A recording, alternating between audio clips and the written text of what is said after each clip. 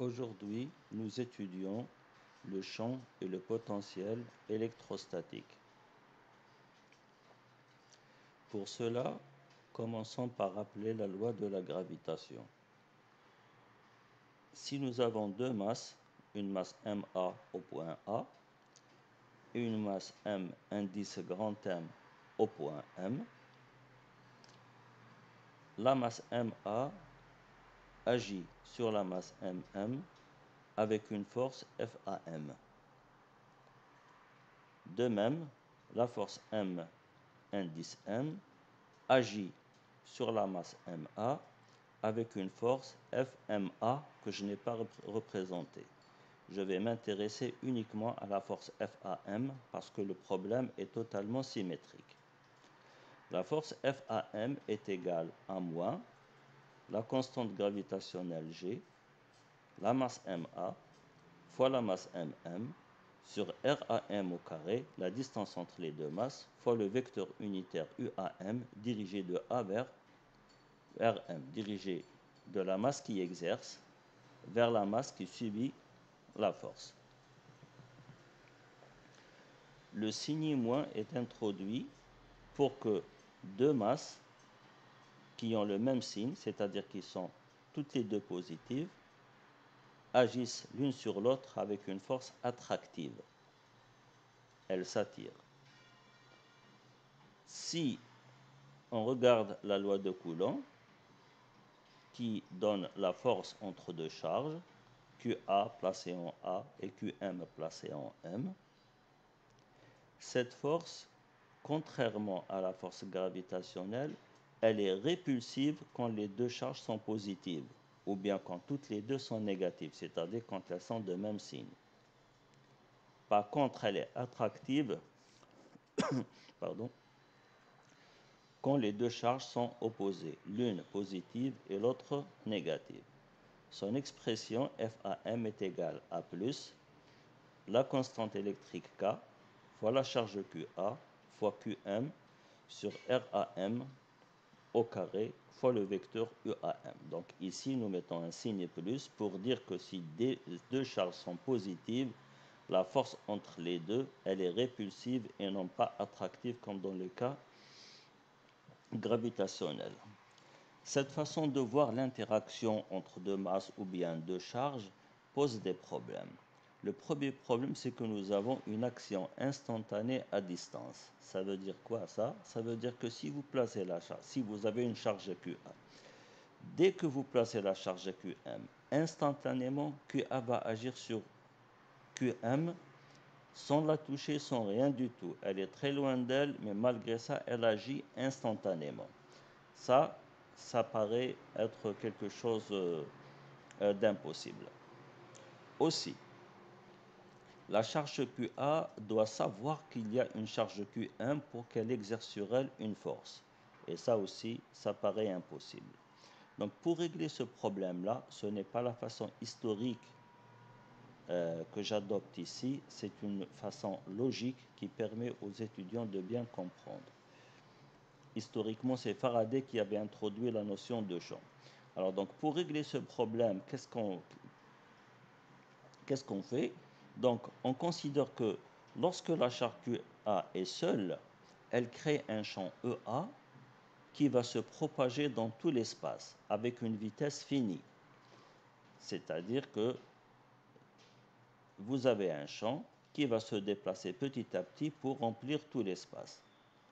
Maintenant, une fois que le champ a rempli tout un espace, si vous mettez une autre charge, donc lorsqu'une autre charge QM est placée en M, c'est le champ EA au point M qui va agir sur M. Donc il n'est pas loin. Il agit au point où se trouve la charge et où se trouve le champ aussi.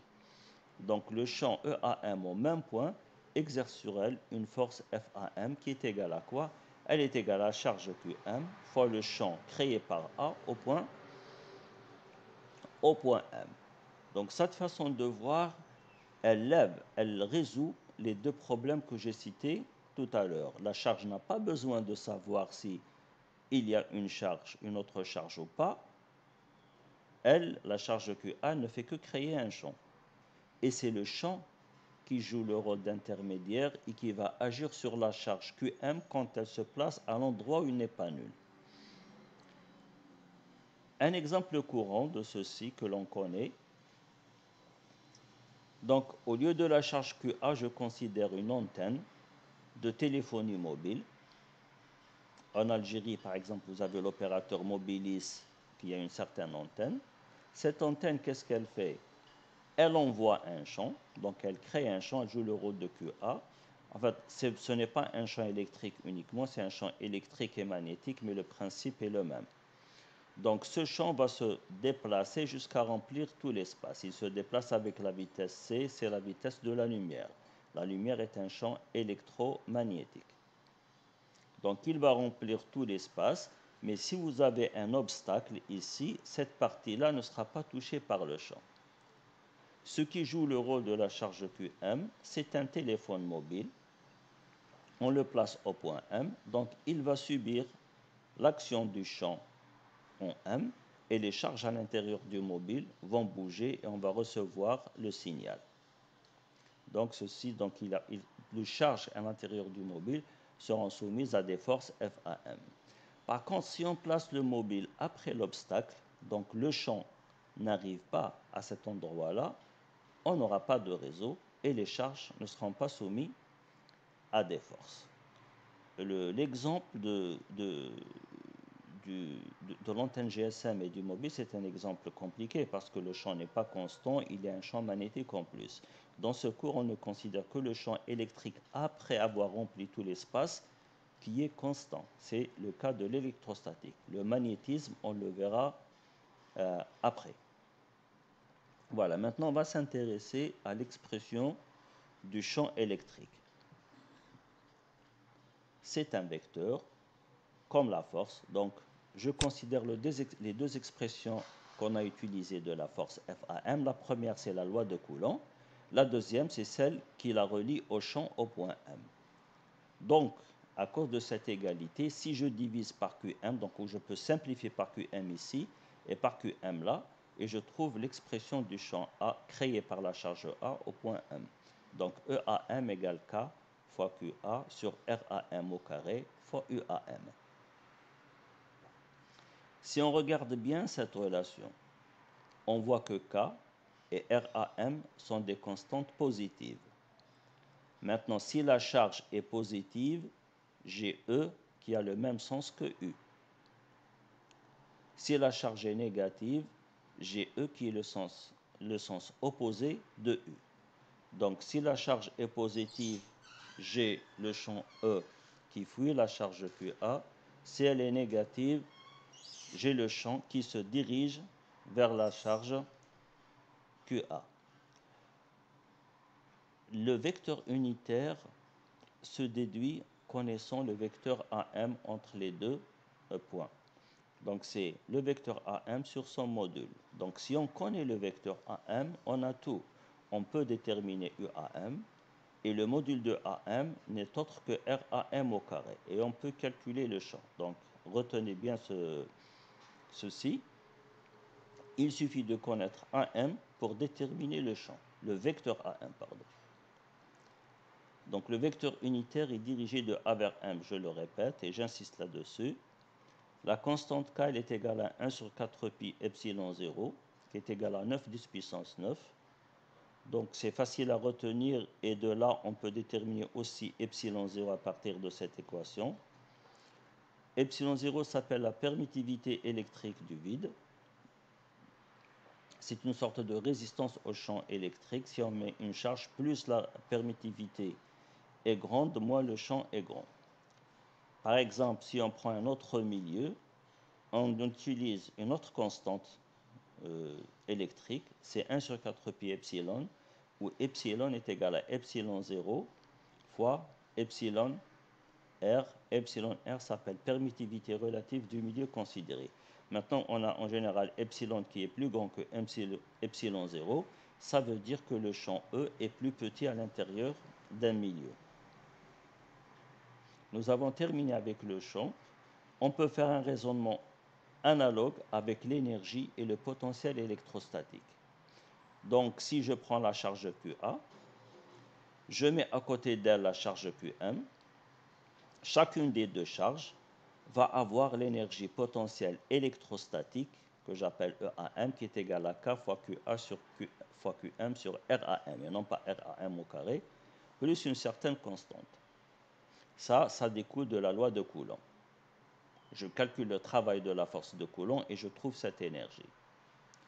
Et je peux dire que cette énergie, elle est égale à la charge Qm fois un certain potentiel VA au point M. Le potentiel VA est créé par la charge QA.